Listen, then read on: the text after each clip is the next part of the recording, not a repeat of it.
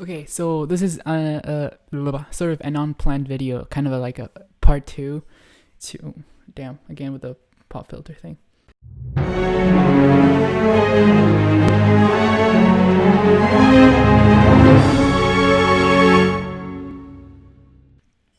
So this is kind of like an unscripted video, kind of like a part two to the video I uploaded yesterday about, what was it about? Oh, sorry, voice leading. So if you haven't watched the video, please click over there. I'll take you right to it. So I got some feedback from some people that I was not visual enough about how to voice lead a chord progression. So what I'm going to do now is I wrote a chord progression down. It's all in root position, triads, stacked in thirds, and some seventh chords. So I will take this chord progression, and I'm gonna voice the chords, and I'm gonna voice lead the progression to make it sound neat. And after that, I'm gonna be spicing it up with some accidental dissonances to make it more spicy, just adding ninths, major sevenths, that kind of thing. Nothing too complicated. It should be pretty simple. So we're gonna take a look at this chord progression. I like writing it in F minor because it's a nice key. I liked writing it in F or in D. It just sounds nice. As far as the timbres of strings specifically, so this is the chord progression I have. Super simple, very diatonic. I tonicize the relative major somewhere in here, but other than that, it's pretty straightforward. So let's take a listen at how horrendously bad this sounds, even though the content in this can be good. So let's see.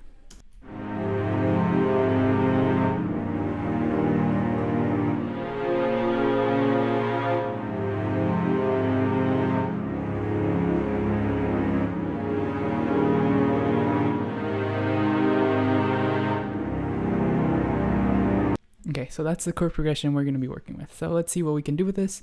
Let's see how we can take this very messy idea and turn it into something actually enjoyable. It's not as hard as it looks. Well, as it sounds, because I haven't shown you yet. So first, where do we start? We have an idea, but the first place to start is in the beginning. So the very first step is going to be to voice our first chord. Voicing basically means put it in such a way that it sounds kind of like the cleanest without any sort of mixing. So if we have two small intervals on the bass,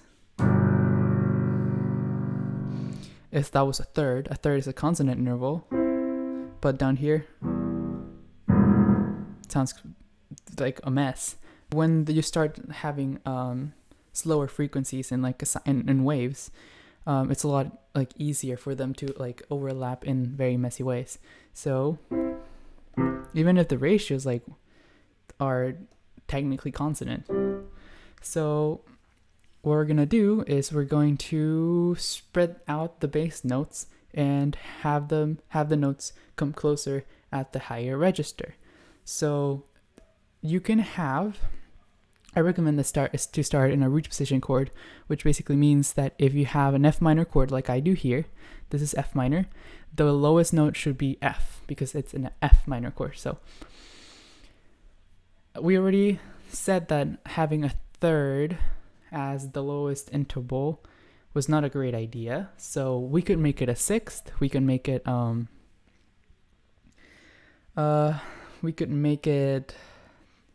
well, we couldn't really make it a sixth, technically speaking, because if we're gonna have it in root position, that wouldn't happen unless it was in some sort of inversion. So that wouldn't work out either way. We could have a fifth, or we could have an octave, and depending on how low our root or our bass note is, we can sort of decide. If it's sort of in like a mid register, that sounds very nice. But if it's really low, it starts getting messy. It's not nearly as messy as a third, but it's still messy. So we're gonna make a punchy chord progression. So we're gonna give it a really low bass note. An F3 is a very low. Oh, this is actually in MIDI. So I think it's an octave higher than it is. So an F2 would actually be, an F3 would actually not be that. Hold on.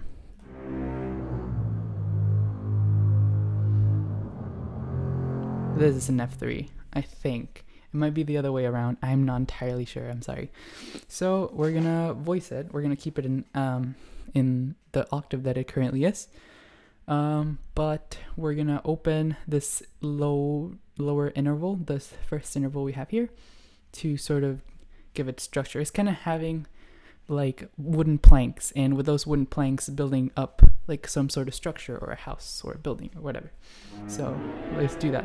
So what I did is I moved the third an octave up. So now instead of having this messy low triad in root position, we have the following, which is a lot more open. That's what we want. Chord progressions sound like they're easier to mix when they're more open, when there's not too much mud in the mids or in the lows. Very rarely do we have to worry about mud in the higher register, because it's harder to create dissonance in the higher register. Even if you have a dissonant interval like a minor second, you can distinguish those two notes very, very clearly in the high register. So keep those things in mind. I think I'm going to give it an octave lower. There are no rules because this is a more contemporary approach to voice leading, as I said in the video prior to this one. So you can have as many voices as you want. However, I do suggest that you keep your number of voices consistent enough. You can have a voice split into two in different sections, but I wouldn't really go too crazy with it. So keep a roughly the same number of voices. And if you think about it, if you're writing in sheet music, I write in sheet music a lot, and I'm a classically trained composer. So if you write in sheet music, you can have something called a DVC if you're writing for strings on paper. And you can have that sort of thing, but you don't want to go too crazy with it. You only have a finite amount of players, and those finite amount of players only have a finite amount of double stops they can play on their instruments, right? So let's be cautious of the number of voices we have in our chord progression. 4 voices is a pretty standard place to start. We can maybe stretch it to 6 in this video. I'm going to see how this feels. This was not planned at all. I'm just going with it, going with the flow. So I'm going to explain what I'm doing as I go. Okay. So we have another tip, having the third at the top, especially at the end of a piece. Some people tell you that you should probably end your pieces with the tonic or do or the center of the tonal you should have the strongest pitch, which meaning the pitch from which this scale comes from. So if you're playing an F minor, that would be F. It sounds very final when you play that pitch at the end. Like, you can have some sort of like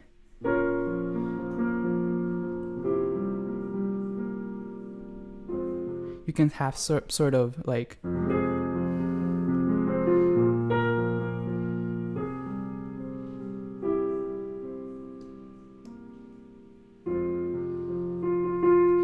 it gives it a more final sound. This does not have to be the case. I really, really like how it sounds to have the third at the top or in the soprano. In this case, that's what I did, and I like it.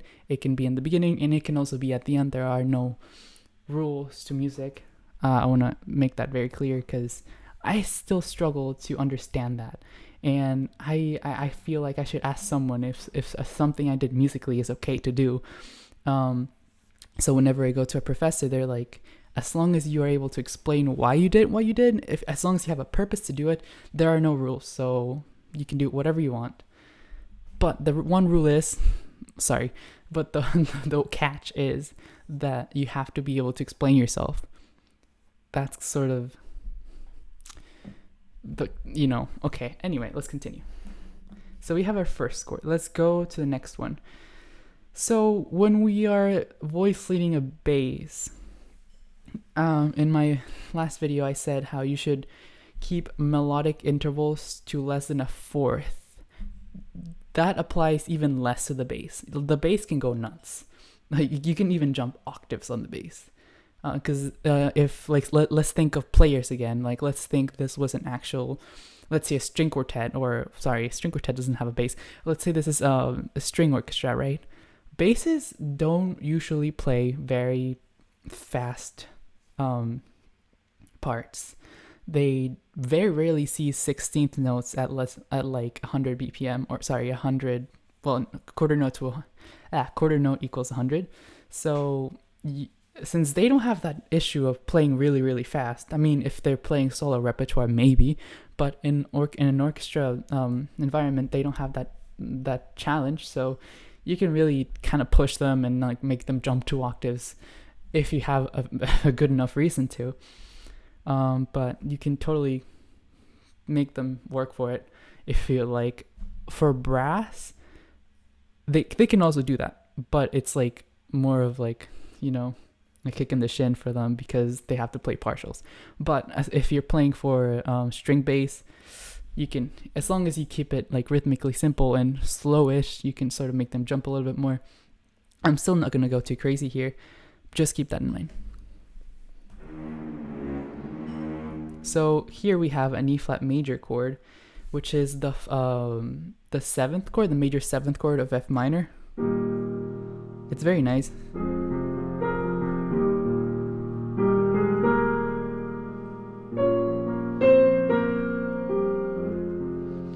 So let's take that and drop it an octave. Can it go down an octave? Well, it did, but that is an extended contrabass. So don't always do that because you won't be able to. I was lucky enough to have this very, very high quality sample library. I'm using the string ensemble. I never use the string ensemble. You should never use the string ensemble if you have any sort of sample pack.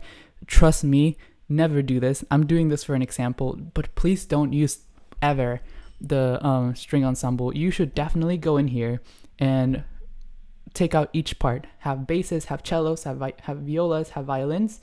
Never use the string ensemble because you won't be able to do so many things that you need to do. You will have a restriction of effects that the instruments are going to be able to do due to the sample library. So don't ever use the ensemble unless I can make a case for it if you are sort of writing just chords but nothing else. You cannot make a melody sound good with the string ensemble. Always have individual tracks. You can make them go to the same bus, but always have individual tracks for each one of the instruments. I can make a video of some string orchestra pieces that I have rendered here in FL Studio. I composed them on paper and I printed them out, and then I brought them here to sort of make it sound realistic. I can show you guys how I was able to do that, and trust me, it was not by using the string ensemble. It sucks. So always make the tracks, always export to individual tracks. So always do the individual tracks. Okay, so back to this. We're jumping a second. That's perfect. Now, when we play chords that are a second apart, we're gonna have some parallel motion. Remember I said parallel motion can make the voices lose independence. That's not a terrible thing. I know a lot of classical musicians are like, you should never have parallel fifths or parallel octaves. I don't care. I do them all the time, but let's see what we can do to avoid having parallel fifths or parallel octaves. By the way, parallel thirds, sixths, and everything else is completely fine. And fourths, even though that's technically an empty interval, for some reason that's fine. So just, another thing to know. If I double the bass here again, I will have those parallel octaves.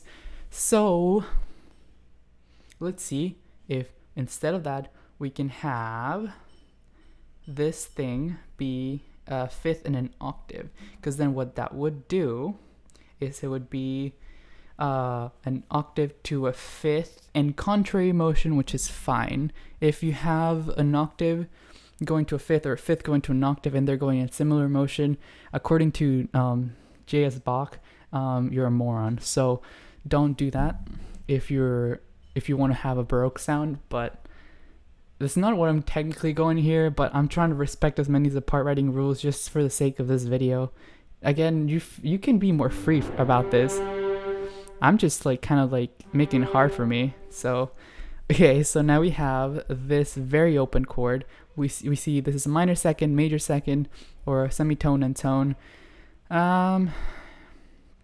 So now we have an empty space. We have a voice not going anywhere. So let's see, we can do a couple things. We can make a spicy chord, which would be fantastic. We can double the third, which is a no-no in a root position chord, according to J.S. Bach, but we're ignoring him right now. We're just doing our own thing. So we could go ahead and double the third. That's another option we can have. We can add an accidental dissonance, which is something I was talking about earlier. And I'm going to experiment. Let's see which one sounds better. Let's double the third first and, make Bach turn on his grave. There we go. So now we have this. So I double the third. I was thinking we could raise this up an octave so we can save ourselves some trouble. And the chord progression should sound, the timbre-wise, pretty similar. So let's listen to it.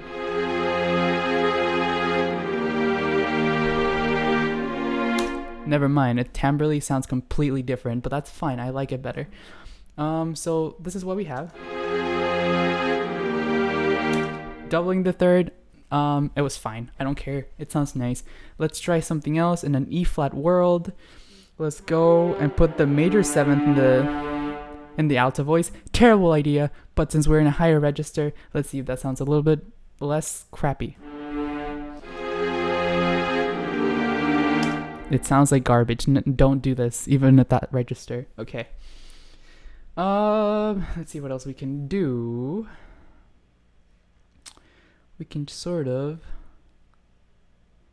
a ninth would be nice. So let's try a ninth.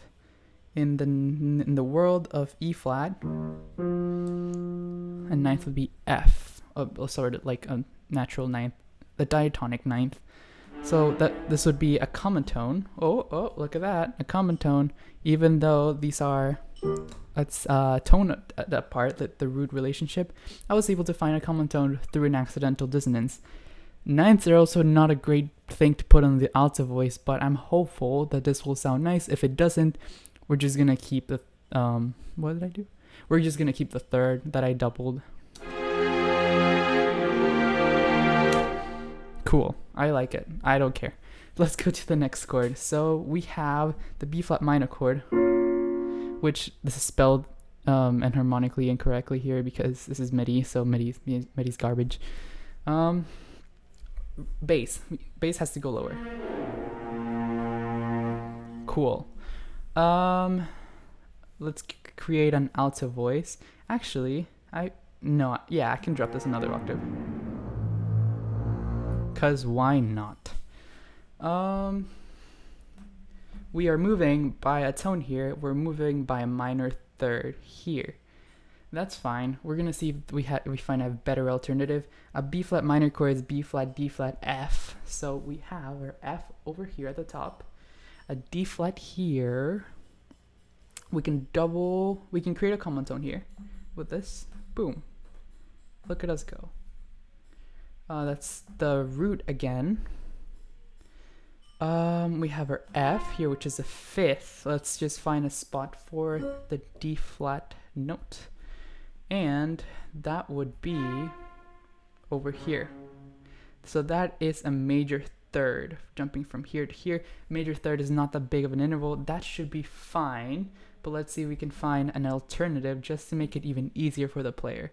So we could again keep this as a common tone, which would mean that we have to change this top voice.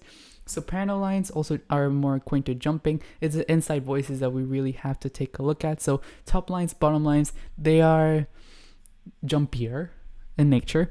But let's see if we can find a good spot for the third. The soprano looks like a great spot for the third. Let's see how it would sound.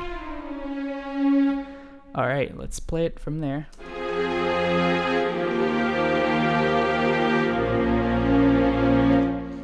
Okay, it's a bit jumpy.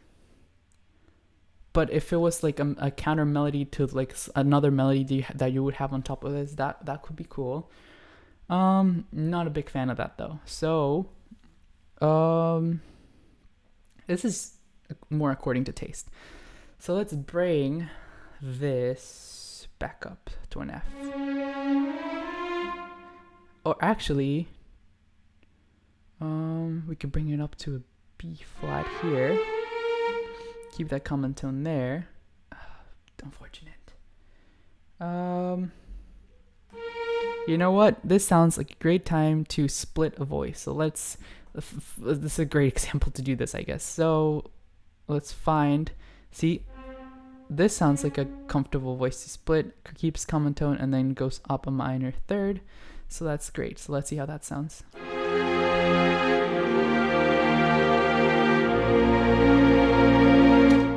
Cool. I'm not a big fan of what I just did there, but it works. It doesn't move too much. It's fine. Let's keep going. We are going to go back to our F minor chord. Okay, great. Well, guess what? Common tone. Nice. It keeps going. So now we have bass, alto. Let's go to our, this would be, I guess, oh sorry, I call this an alto. Did I do that earlier? I did not mean to do that. I'm gonna correct myself. This is a tenor voice. I'm so sorry. So our tenor voice is just, oh, our poor tenor. It's, man, just 4 bars of just the same thing. That's great. That's voice leading, y'all. Okay, so F. I keep reading G sharp. I don't like that. I need that to be an A flat. And that's how you would correctly spell an F minor chord. So let's see. We have this wants to go back. Great little melody there. Let's see if we can unite our alto voice, because now we are split into alto 1 and alto 2. So let's see what we can do. We can bring it down to a C, which it's like, it's contrary motion. That would be fantastic. A fantastic way to unite them once again. Let's see if we are repeating anything that we shouldn't. It looks like a pretty good voicing. So let's see and hear it.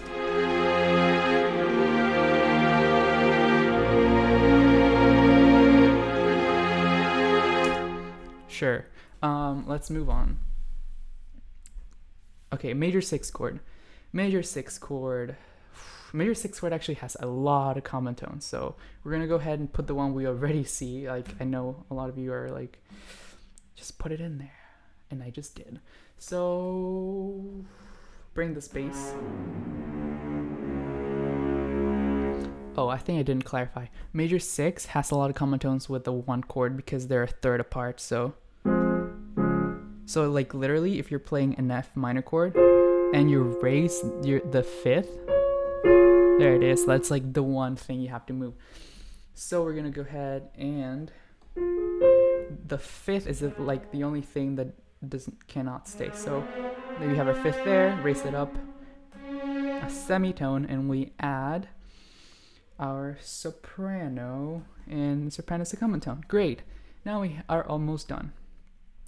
We're gonna skip hearing it. We're just gonna do it. We're just gonna run before my camera does the heck you thing again. So E flat. See, that's what MIDI does to your head. So this is an E flat dominant 7th chord. Let's just go ahead and do it. E flat. Okay, we have a G. That would be okay. I kind of want there to be a 5th in the bass, however, or an octave. An octave would be better in my opinion. So, tenor, Louise. I hate tenors. I am a tenor too, and that's probably why I hate tenors. Okay. There's an octave. There's the fifth. Let's make the fifth. Great. Great voice leading. Oh, whoops. There we go. E flat, D flat, which is the seventh, and then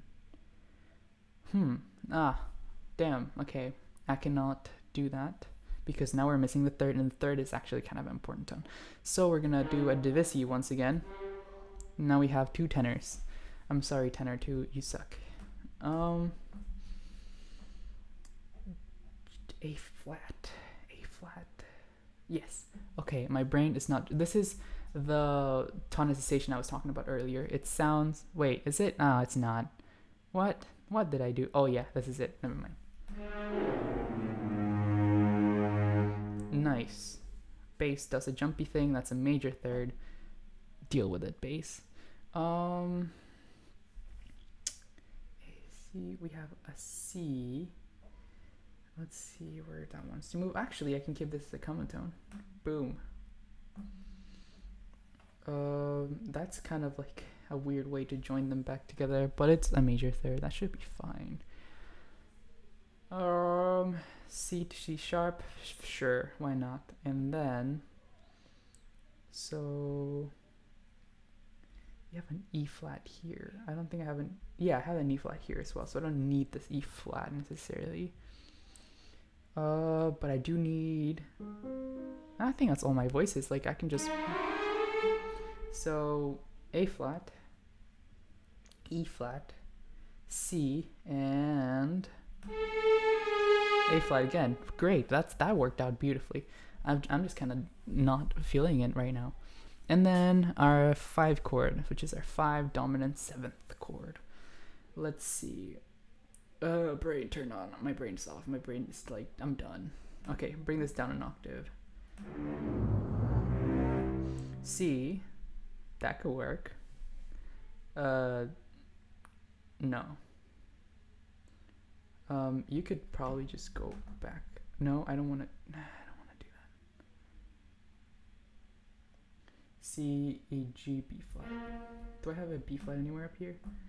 This is an A flat. We can just go up to that B flat. It's okay.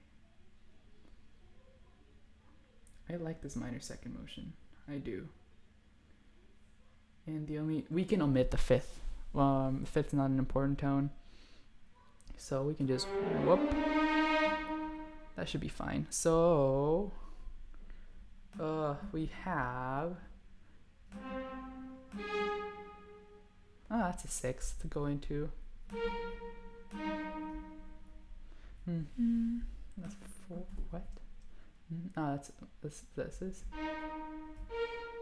Oh, that's a 5th. No. Yes. Sorry. Okay. My ears are not working, and I don't want to count lines. So. Great. Now this is what our chord progression sounds like, all nicely voice-led. Whoops, sorry.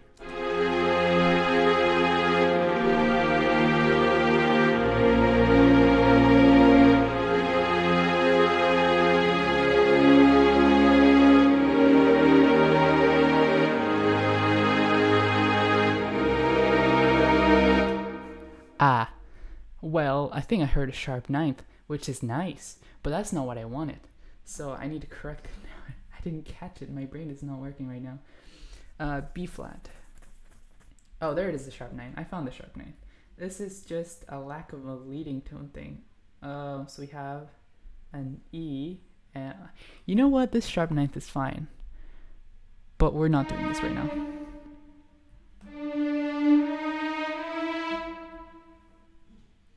Sure. I mean,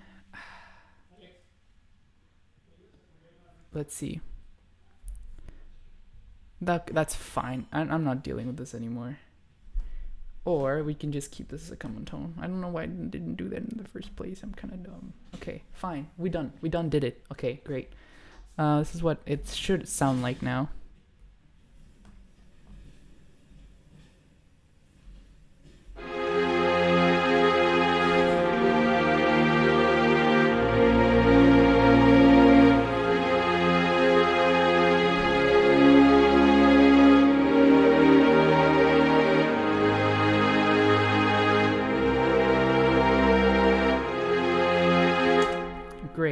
Now this is a loop and it's not building up tension in this chord because of this neighboring motion, which means the note it's not going anywhere. It's not going up, it's not going down, it's going like this. And that's sort of what I call a no trajectory. A chord progression with no trajectory. So not a great thing. We wanted to go somewhere, and since this is a loop, we wanted to lead back up to that A flat. I pointed at my screen as if you were gonna see what I was pointing at, but this A flat right here. We're higher here, so we kind of want to build a contour in the last three chords, the going down. So let's see what we can do. We can probably add this is the 7th, so let's make it the 5th. So now we're gonna go whoop, and that should work better.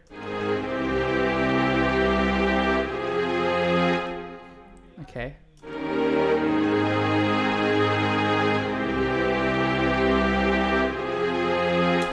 Sure, I kind of wanted the 7th somewhere, so let's do a divisi here, and now we have this.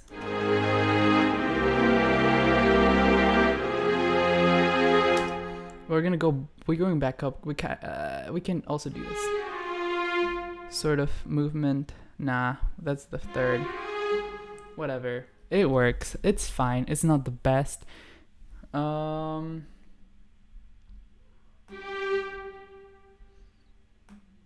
can also do.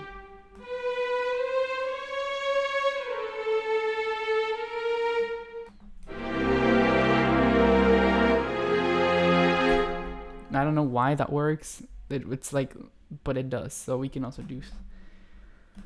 Just play around with it. At this point, now this sounds empty and I don't like it.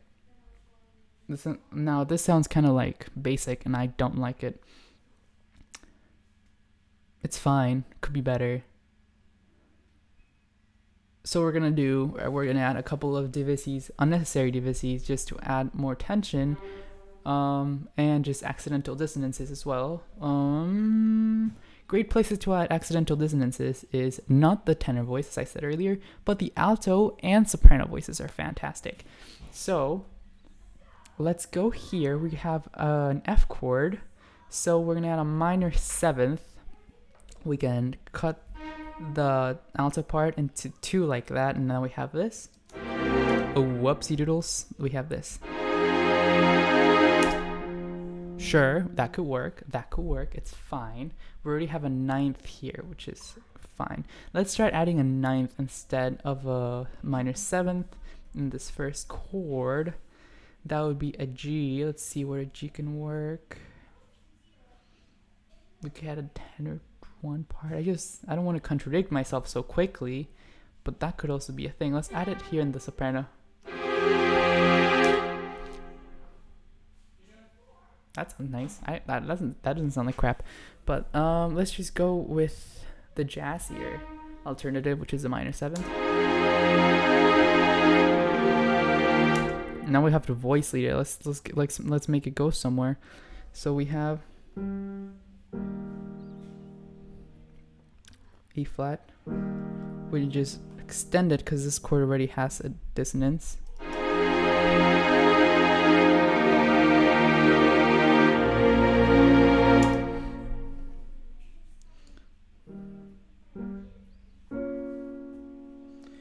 This would sound kind of nice with the 9th.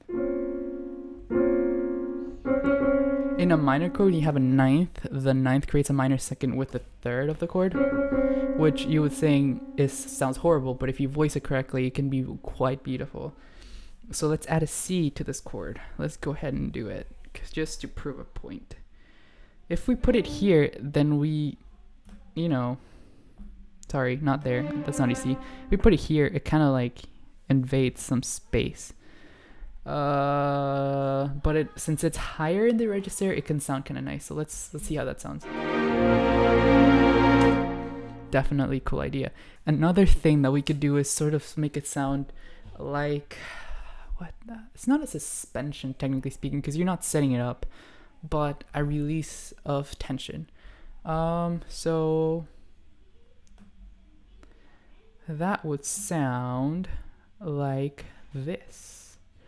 Sort of have to break that unfortunately, but it sounds kind of cool. So this is what it would sound like. Da, da, da, da, da, da. Okay, so that's kind of cool.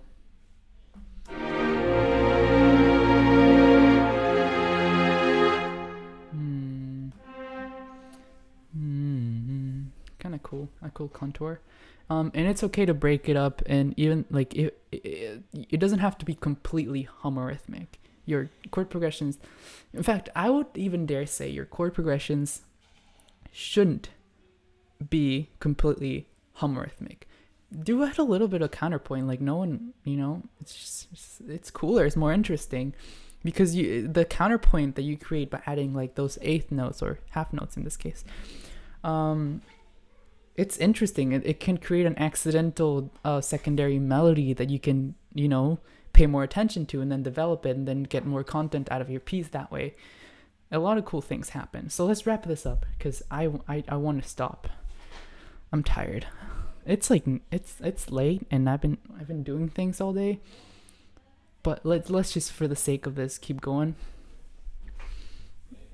Okay, let's see what we can do here. This is our other F minor chord. We can reintroduce that seventh from earlier.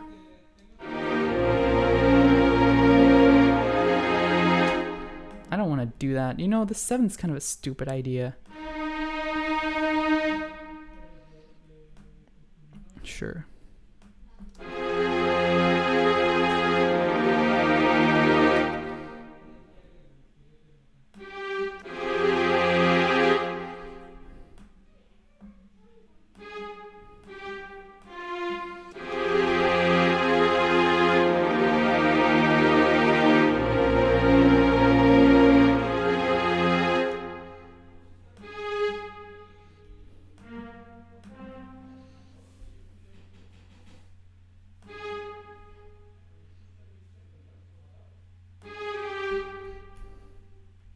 I'm also adding tensions that do release eventually. You don't always have to release your tensions. I'm just doing it for fun. So you can also just not, honestly. Just let it be.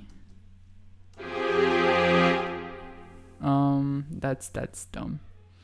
Let's put it somewhere else. Let's just try experimenting for a bit and actually put it in tenor voice like I told you not to do. Because there are no rules, they're just guidelines. Nice. I don't hate that, and I'm happy I don't.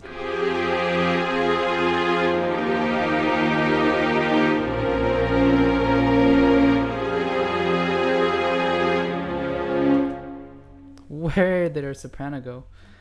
Wowzers. It just kind of... Did I just delete it by accident?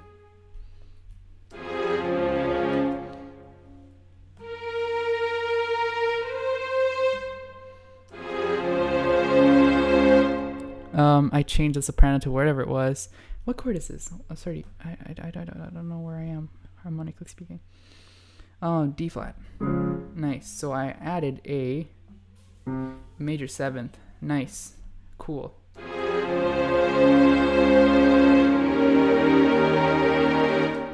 It's very, the only way we can develop a dominant seventh chord like here is by adding the ninth or any other.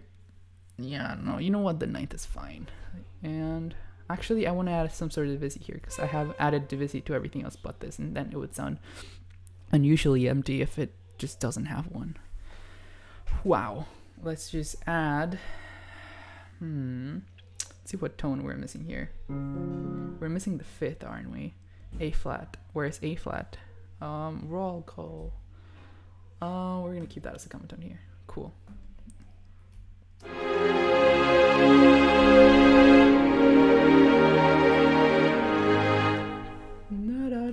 That would be so pretty. Why didn't I just do that earlier, dumbass?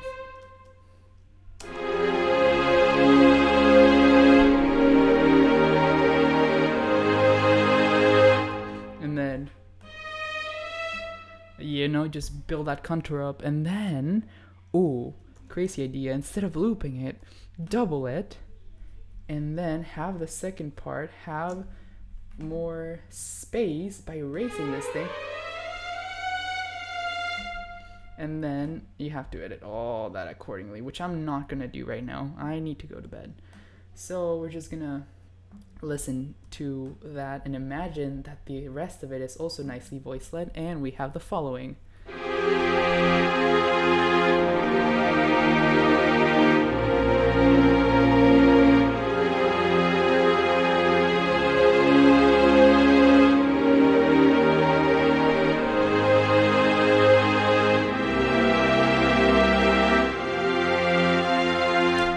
Okay, cool. Another thing, last thing, very, very last thing before I go to bed. Oh, whoops. And we're gonna create this whole thing of parallel octaves just to mess with Bach. Not necessarily because of that reason though. We need that oomph. So we're gonna do this thing. Doubling the bass, actually in orchestration, this was a very, in like classical music, Haydn, Mozart, they all did this sort of thing where they doubled the contrabass with the cellos, and it was literally in octaves. And in the bass, it's completely fine as long as you're not being stupid. So this is what it sounds like, and it should sound a lot more oomphy now that we doubled the bass like that. So let's see how this sounds.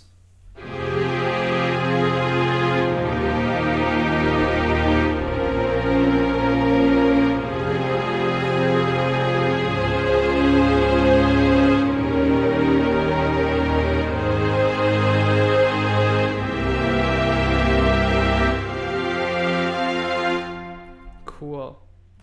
Now, I should have probably just for the sake of my satisfaction.